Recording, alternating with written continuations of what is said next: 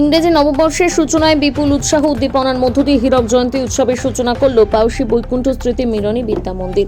1967 সালে 2রা জানুয়ারি প্রতিষ্ঠা লাভ করে বিদ্যালয়টি। 60 বছর পূর্ণ করল 2026-এর সূচনায়।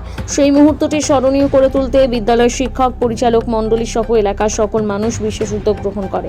2রা জানুয়ারি সকাল থেকে বিদ্যালয়ের নতুন রূপে সেজে ওঠে। প্রদীপ প্রজ্বলন করে অনুষ্ঠানের উদ্বোধন করে কাঁথি রামকৃষ্ণ মিশনের মহারাজ স্বামী পদ্মানন্দ মহারাজ।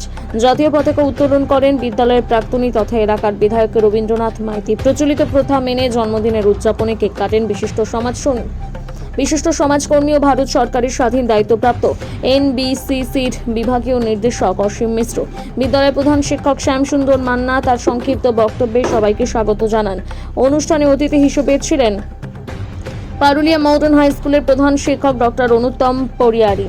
তিনি বিদ্যালয়ের হীরক জয়ন্তীর থিম সং পরিবেশন করেন। অতিথি হিসেবে উপস্থিত ছিলেন আনন্দবাজার পত্রিকার প্রাক্তন সাংবাদিক সুব্রত গুহ, পাউসি অনাথ আশ্রমের কর্ণধার বলরাম করণ, পঞ্চায়েত সদস্য অমিত করণ, এলাকার বিভিন্ন শিক্ষানুরাগী এবং শুভানুধ্যায়ী, হীরক জয়ন্তী বর্ষ উদযাপন কমিটির সভাপতি শ্রী গয়াপদ বর, অঞ্চলের প্রাক্তন প্রধান সহ আরও বহু বিশিষ্ট ব্যক্তি।